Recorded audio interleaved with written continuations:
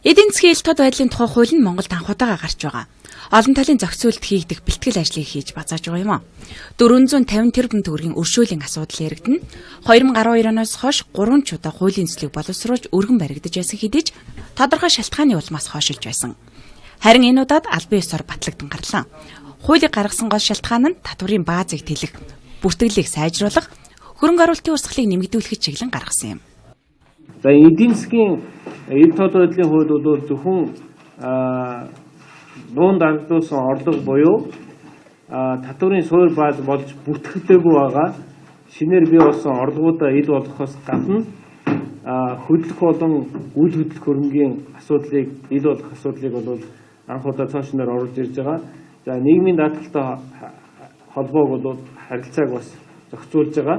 За дээрэс нь гайлаар одоо урд нь мэдүүлэгүүгээр байсан эд зүйлсийг бас мэдүүлэх асуудлыг нэг бүхчнээ шийдэх ийм асуудлыг бол шийдвэрсэн байна.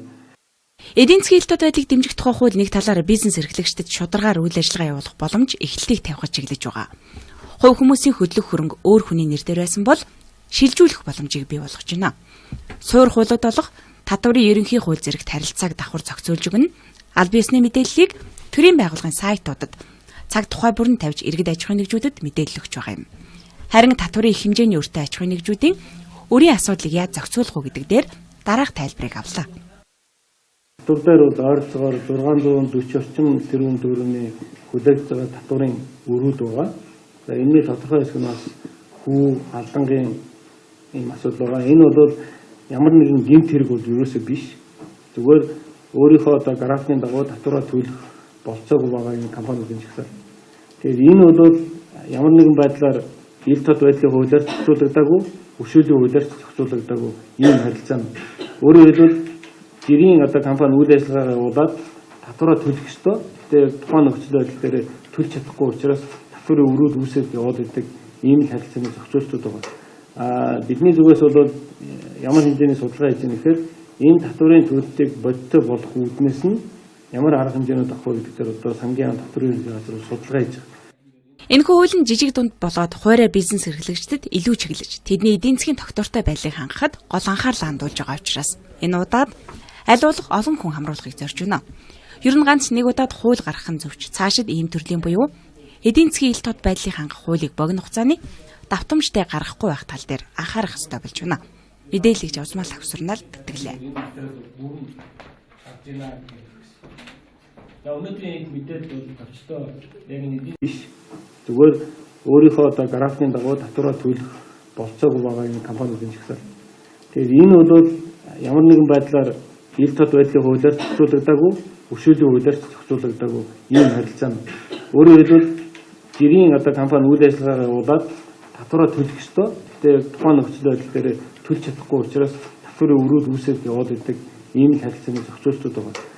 Бидний зүгээс бол албан ёсны мэдээллийг төрийн байгууллагын сайтуудад цаг тухай бүрэн тавьж иргэд аж ахуйн нэгжүүдэд мэдээлэл өгч байгаа юм. Харин татварын их хэмжээний өртөө аж ахуйн нэгжүүдийн өрийн асуудлыг яаж зохицуулах вэ гэдэг дээр дараах тайлбарыг авлаа. Татвар дээр бол ойролцоогоор 640 орчим тэрбум төгрөгийн хүлээгдэж байгаа татварын өрүүд байгаа.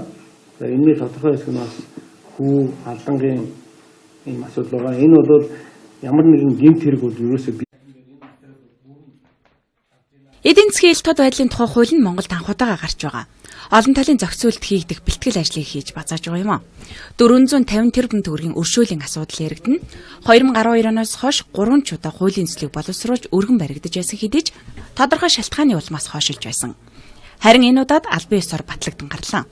Хуулийг гаргасан гол шалтгаан нь татварын баазыг тэлэх, бүртгэлийг сайжруулах, хөрөнгө оруулалтын урсгалыг нэмэгдүүлэх чиглэн гаргасан юм.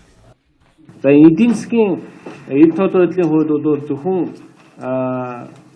дунд ардуусан орлого буюу татварын суурь бааз болж бүртгэгдээгүй байгаа шинээр бий болсон орлогуудаа ил болгохоос гадна хөдлөх болон үйл хөдлөх хөрөнгийн асуудлыг ил болгох асуудлыг бол анх удаа цаашнаар оруулж ирж байгаа. За нийгмийн даатгалтай холбоог бол харилцааг бас зохицуулж байгаа. За дээрэс нь гайлаар одоо урд нь мэдүүлэгүүгээр байсан эд зүйлсийг бас мэдүүлэх асуудлыг нэг бүхчнээ шийдэх ийм асуудлыг бол шийдвэрсэн байна. Эдийн засгийн хэлтүүд байдлыг дэмжих тухай хууль нэг талаараа бизнес эрхлэгчдэд шударгаар үйл ажиллагаа явуулах боломж эхлэлийг тавихад чиглэж байгаа. Хувь хүмүүсийн хөдлөх хөрөнгө өөр хүний нэрээр байсан бол шилжүүлэх боломжийг бий болгож байна. Суур хуулиуд болох татварын ерөнхий хууль зэрэгт харилцааг давхар зохицуулж